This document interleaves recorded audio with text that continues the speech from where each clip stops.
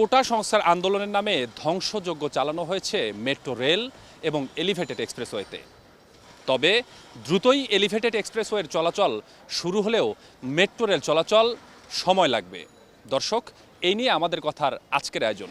আপনাদের সঙ্গে আছি আমি স্বপন আহমেদ। এই নিয়ে শুনবো সাধারণ মানুষের মতামত। তবে তার আগে এটিএন নিউজে প্রচার হওয়া একটি প্রতিবেদন দেখে নিতে চাই।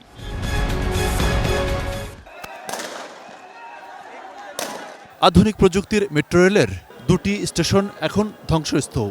আন্দোলনের নামে ব্যাপক ধ্বংসযজ্ঞ চালানো হয় মিরপুর 10 এবং কাজীপাড়া স্টেশনে।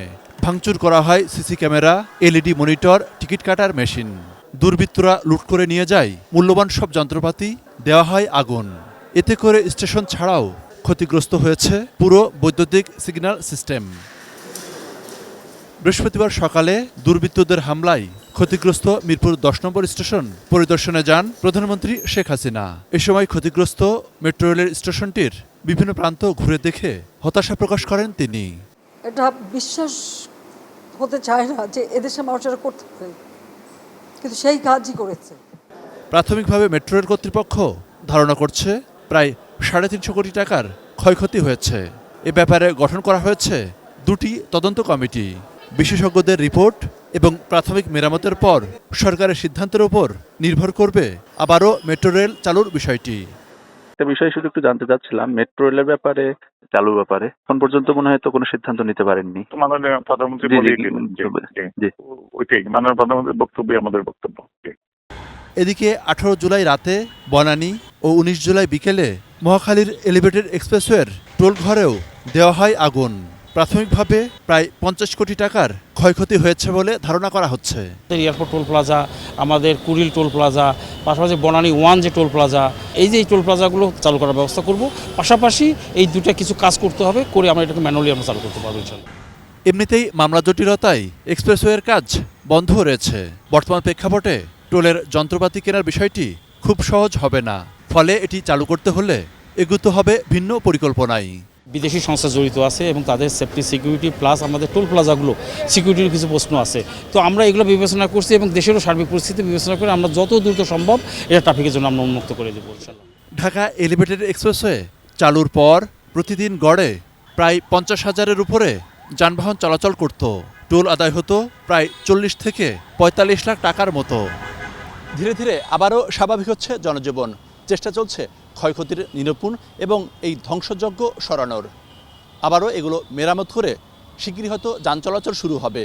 তবে সারা বাংলাদেশে যে ধরনের ধ্বংসযজ্ঞ, দুর্বৃত্তায়ন এবং মৃত্যু ঘটেছে, এর ফলে বাংলাদেশের যে ক্ষত তৈরি হয়েছে সেটি কি সহজে শোকানো যাবে?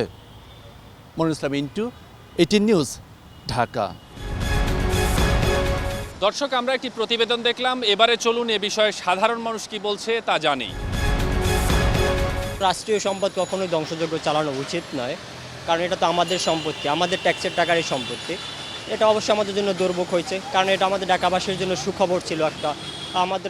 আমরা আসলে ইজিলি এটা অ্যাকসেপ্ট করেছিলাম, কিন্তু দুর্ভাগ্যবশত একটা আন্দোলন, সাধারণ আন্দোলন থেকে সেটা সহিংসতা থেকে অনেক প্রাণহানি, এখন রাষ্ট্রের সম্পদ ক্ষতি, এটা কখনোই আমাদের কাম্য ছিল না। মেট্রো রেলটা আমাদের আসলেই একটা উন্নয়নের একটা প্রকল্প। যেমন আজকে আমি আসতেছিলাম মিরপুর থেকে, আমি মেট্রো রেলে 10 মিনিটের ভিতরে চলে আসতে পারতাম, বাট সেখানে আমি 1.5 ঘন্টা।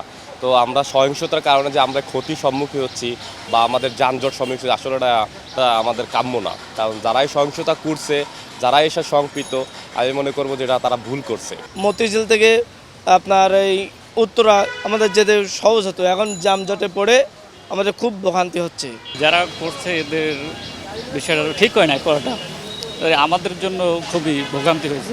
রাস্তাঘাটে চলাচল করতে বা যাতায়াতে যারা অফিস করে তাদের জন্য খুবই একটা ভোগান্তি।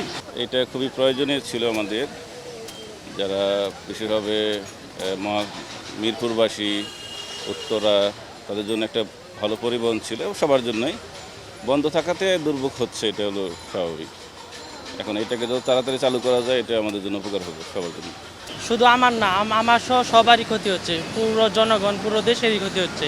এটার অর্থনৈতিক দিক থেকে শুরু করে প্রতিটি দিক থেকেই আমাদের ক্ষতি। লোকাল বাসে যখন চলাফেরা করে তখন আমার মিরপুরে যাইতে হলে 1 ঘন্টা সময় লাগে, মতিঝিল যাইতে হলে 1 থেকে 1.5 ঘন্টা সময় লাগে, তখন ওই সময়টা আমি শর্ট টাইমের ভিতরে আপনার কত 10 থেকে 15 মিনিটের সেই কাজটা আমি সম্পূর্ণ করতে পারি। এখন যেটা আমাদের যাতে ক্ষয়ক্ষতি হয়েছে, ঠিক আছে, এখন এই ক্ষয়ক্ষতির কারণের জন্য আমাদের সমস্যা। এটা সত্যিকার অর্থে খারাপ কাজ হয়েছে। তবে আমার দৃঢ় বিশ্বাস এটা আসলে কোনো ছাত্র এই ধরনের ঘটনা ঘটাইতে পারে না। হয়তোবা ছাত্রদের যারা উস্কে দিছে বা যে পক্ষ থেকে হোক সেটা করছে, এখন এটা তো অপূরণীয় ক্ষতি। আমরা আগে 10-15 মিনিট চলে যেতাম যাতায়াত, এখন অনেক ঘন্টা ঘন্টা বসে থাকতে হচ্ছে, অনেক কষ্ট হচ্ছে। আমরা এই যে আছি আমাদের হাসপাতালে দেখাবো রুগী, খুব কষ্টের বিনিময়ে আসছি। এখন আমরা এটা চাই যেভাবে সমাধান হয়, যেভাবে সুন্দর পরিবেশ হয়। দর্শক, এই ছিল আমাদের কথার আজকের বিষয়। এতক্ষণ আপনাদের সঙ্গে ছিলাম আমি স্বপন আহমেদ।